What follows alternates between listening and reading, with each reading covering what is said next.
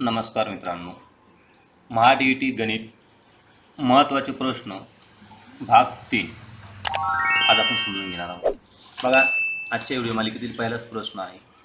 एका पार्किंगमध्ये काही मोटरसायकली व काही 3 चाकी रिक्षा उभ्या आहेत.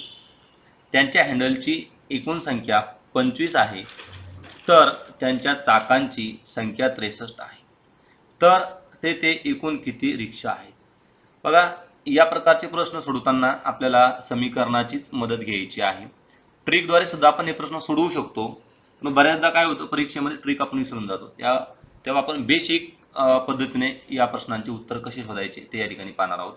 तर बघा, पार्किंगमध्ये मोटरसायकली आणि 3 चाकी रिक्षा म्हणजे 2 वस्तू आहेत की ज्या आपल्याला माहीत नाहीत. समीकरण मांडताना या ठिकाणी 2 चल आहेत. या ठिकाणी आपण मोटरसायकलची संख्या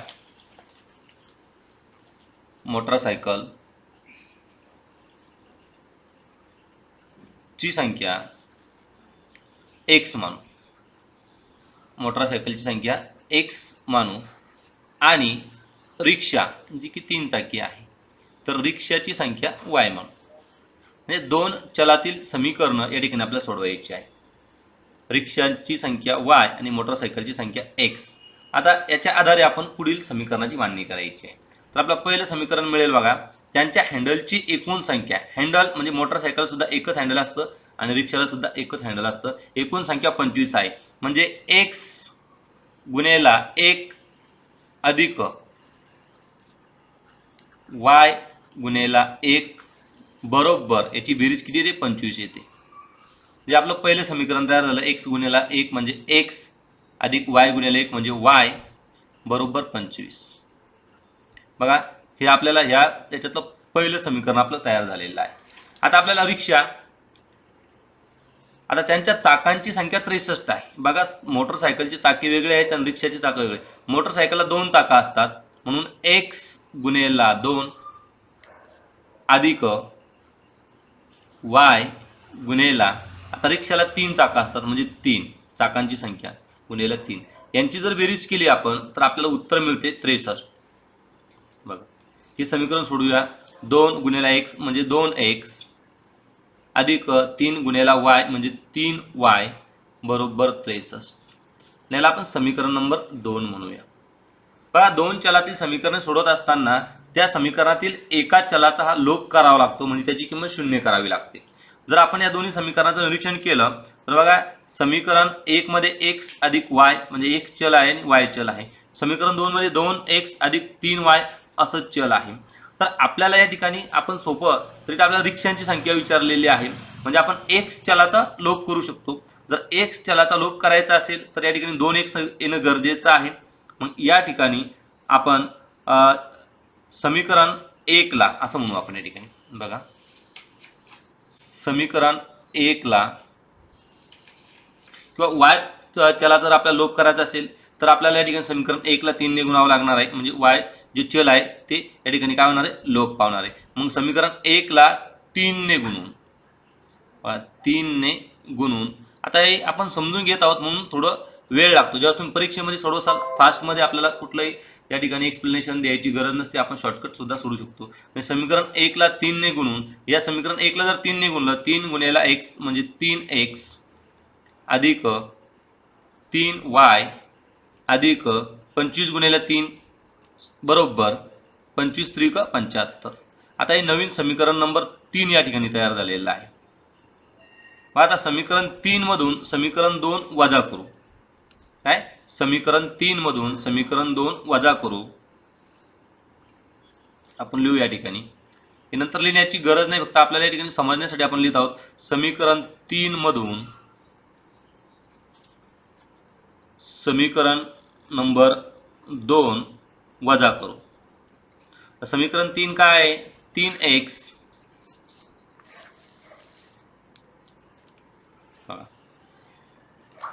3x अधिक 3y बरोबर 75.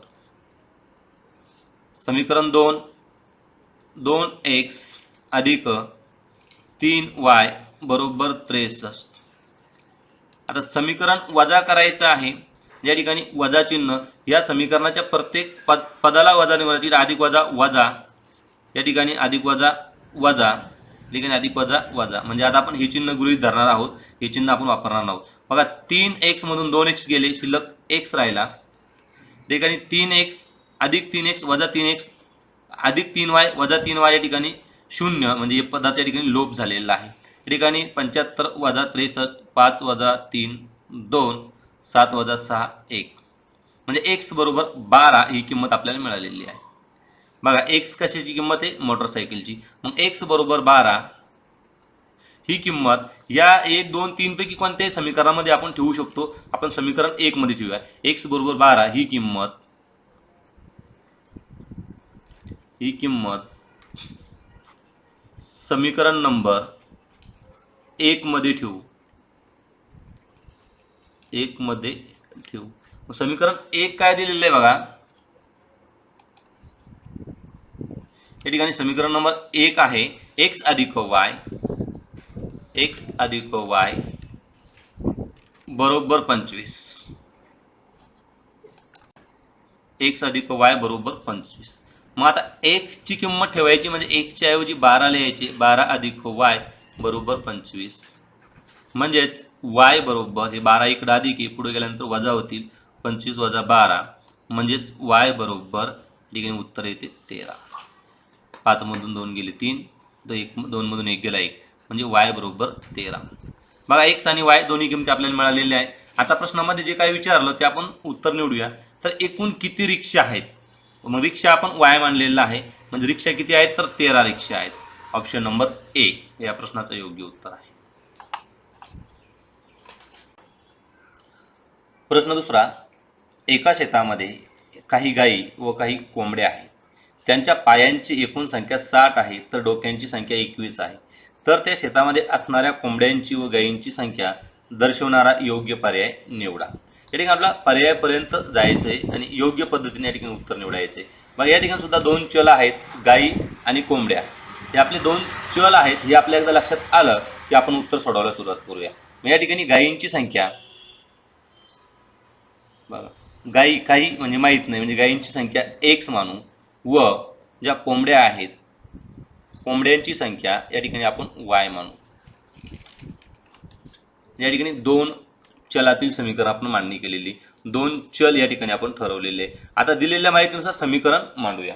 बघा पहिल्यांदा काय सांगितलेलं आहे की त्यांच्या पायांची एकूण संख्या किती आहे, 60 आहे, तर डोक्यांची संख्या 21 आहे. आता प्रत्येकाला एकच, गाईला सुद्धा एकच डोके असतं आणि कोंबडीला सुद्धा एकच डोके असतं, म्हणून आपण अगोदर डोक्यांची संख्या लिहूया. x गुणेला 1 अधिक y गुणेला 1 बरोबर 21.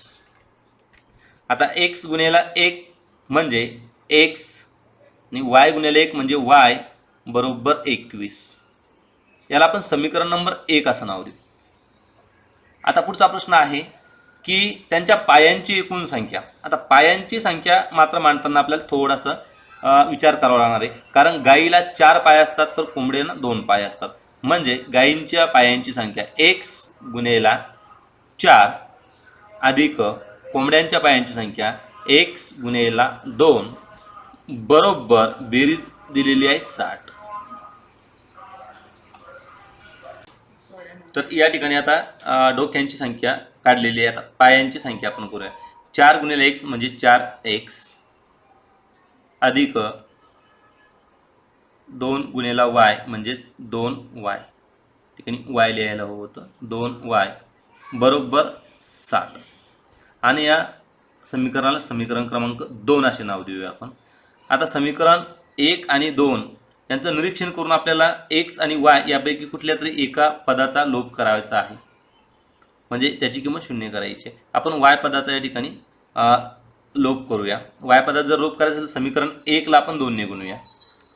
2 नेच का, कारण या ठिकाणी 2 चल येईल, 2 स्थिरांक येईल आणि 2 y मधून 2y वजा केल्यावर 0 भेटेल.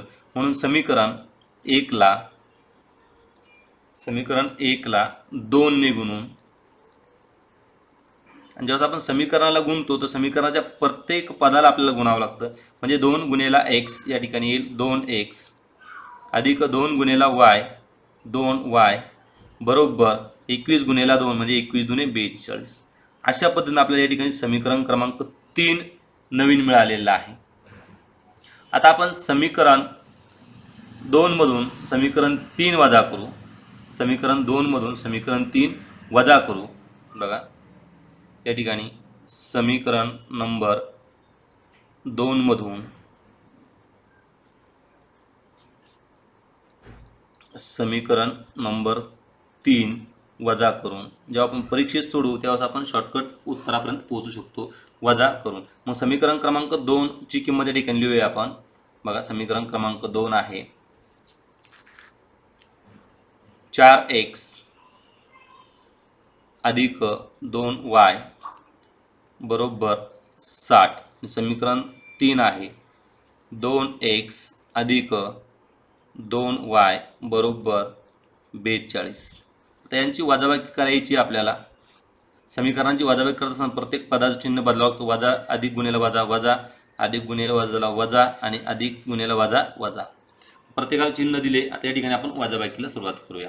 जेव्हा आपण वजाबाकी या ठिकाणी करत असू बघा 4x वजा 2x उत्तर येईल 2x. 2y वजा 2y उत्तर येईल 0 म्हणजे या पदाचा लोप झाला.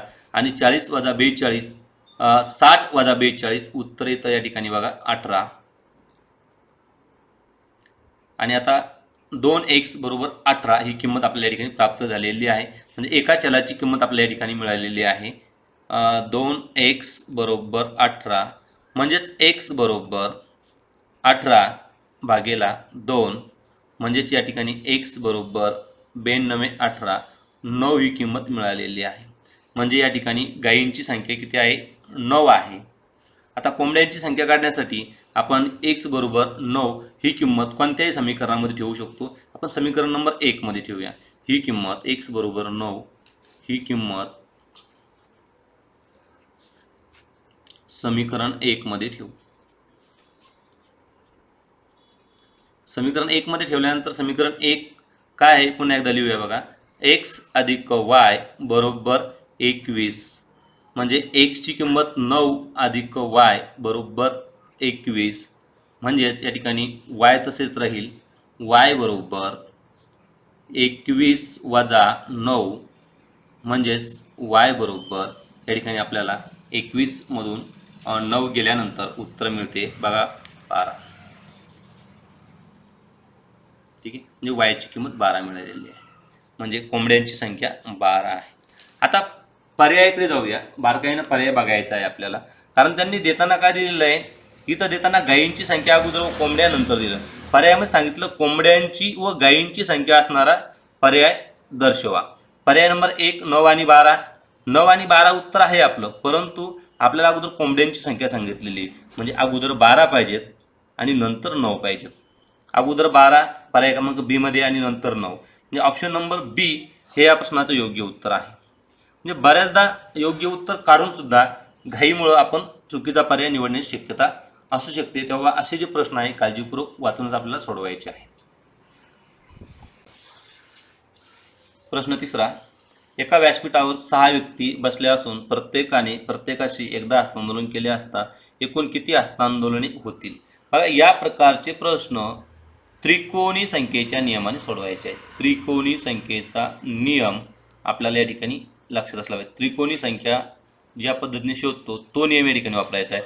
त्रिकोणी संख्या बरोबर n कंसात n अधिक 1 भागेला 2.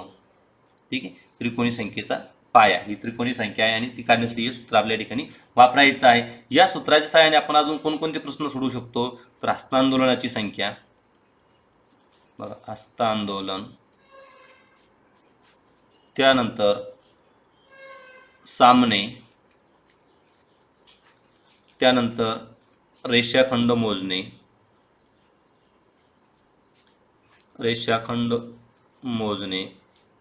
त्यानंतर वर्तुळ इत्यादी प्रकारचे कोन या सगळ्या प्रकारचे प्रश्न आपण त्रिकोणी संख्येच्या नियमाने सोडवू शकतो. आता हा प्रश्न कसा सोडवायचा आहे बघा. एका व्यासपीठावर 6 व्यक्ती आहेत. मग 6 व्यक्ती जर व्यासपीठावर दिलेल्या आहेत तर दोन व्यक्तींचा मिळून एकदा हस्तांदोलन होतं. म्हणजे या ठिकाणी त्रिकोणी संख्या जी यन आहे, यनची किंमत 6 वजा 1 म्हणजे 5 पकडायची. यांची किंमत 6 वजा 1, कारण दोन व्यक्तीमध्ये एक सामना होतो म्हणून त्यातून एक कमी करायचा. 6 वजा 1 5 पकडायची. आता आपल्याला या ठिकाणी हस्तांदोलनाची संख्या काढायची आहे. म्हणजेच हस्तांदोलनाची संख्या बरोबर यन कंसात यन अधिक 1. या ठिकाणी यन म्हणजे 5 आहे, म्हणजे 5 गुणेला 5 अधिक 1 म्हणजे 6 भागेला 2 बरोबर बघा, बे एक बे बे त्रिक 6 आणि तीन 5 15. तर एकूण 15 हस्तांदोलने त्या ठिकाणी होतील. पर्याय क्रमांक सी हे या प्रश्नाचं योग्य उत्तर आहे.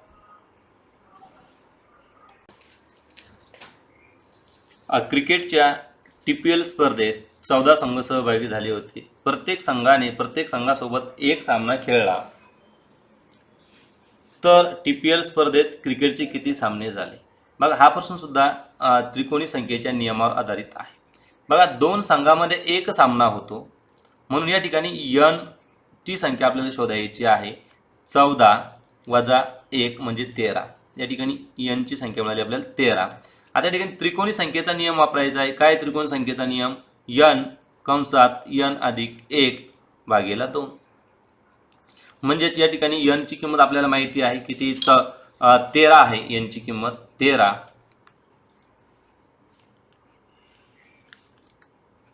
गुणेला 13 अधिक 1 म्हणजे 14 भागेला 2. बघा, बे एक बे बे 7 14. आता 13 गुणेला 7, 13 5 65, 13 78, 13 7 91. बघा, 91 सामने त्या मॅचमध्ये त्या TPL स्पर्धेमध्ये होतील. पर्याय क्रमांक डी हे या ठिकाणी योग्य उत्तर आपण निवडणार आहोत. बघा, या व्हिडिओ मालिकेतील शेवटचा प्रश्न. बुद्धिबळाच्या स्पर्धेमध्ये काही खेळाडू सहभागी झाले होते. त्यांनी प्रत्येकाशी एक सामना खेळला, त्यामुळे एकूण 66 सामने झाले. तर त्या स्पर्धेत किती खेळाडू सहभागी झाले होते? हा सुद्धा त्रिकोणी संख्येच्या नियमावर आधारितच प्रश्न आहे. फक्त या ठिकाणी त्रिकोणी संख्येचा नियम उलटा लावायचा आहे. म्हणजे या ठिकाणी आपल्याला पाया शोधायचा आहे त्रिकोणी संख्येचा, जशी पूर्णवर्ग संख्या आणि वर्गमूळ त्या पद्धतीने. तर या ठिकाणी काय करायचं आहे? जी सामन्यांची संख्या दिलेली आहे म्हणजे पाया शोधायचा आहे थोडक्यात. तर त्रिकोणी संख्येचा पाया शोधण्याची पद्धत आहे, दिलेल्या सामन्याच्या संख्येला 2 ने गुणायचं. ठीक आहे, पहिली पायरी 2 ने गुणायचं. 6 दुने 12, चला 1 6 दुने 12 आणि 1 13. आता पुढची पायरी याच्या पुढची लगतची म्हणजे पहिली येणारी पूर्ण वर्ग संख्या शोधायची आहे. पूर्ण वर्ग संख्या शोधायची. बघा, आता 132च्या पुढे जी पूर्ण वर्ग संख्या आहे ते 30 34 35 36. तर 144. बघा, याच्या पुढची लगतची पूर्ण वर्ग संख्या आहे 144. 144 ही पूर्ण वर्ग संख्या आहे आणि 144चं वर्गमूळ किती येतं? 12. म्हणजे 12 पाया असलेली ही पूर्ण वर्ग संख्या 144. म्हणून त्या ठिकाणी आपल्याला खेळाडू सहभागी किती झाले होते ते आपल्याला या ठिकाणी मिळवायचं आहे. तर या ठिकाणी पाया किती आलेला आहे आपल्याला? या ठिकाणी पाया आलेला आहे 12. परंतु आपण पहिले याच्या अगोदरचे प्रश्न सोडवताना बघितलं होतं की जो पाया आहे तो आपण 1 ने कमी करून घेतलेला असतो. म्हणजे खेळाडूंची संख्या ही 1 ने अधिक असते. कितीने अधिक असते? 1 ने अधिक असते. म्हणजे 12 अधिक 1 बरोबर 13. मग खेळाडूंची संख्या ही 13 आहे. खेळाडूंची संख्या ही 13 आहे, जी की पर्याय क्रमांक 1 मध्ये आपल्याला दर्शवते. म्हणजे पर्याय क्रमांक ए हे या प्रश्नाचं उत्तर आहे. धन्यवाद मित्रांनो. संपूर्ण व्हिडिओ कसा वाटला नक्की कळवा. आवडल्यास लाईक करा, मित्रांमध्ये शेअर करा व चॅनलला सबस्क्राईब करा. थँक्यू.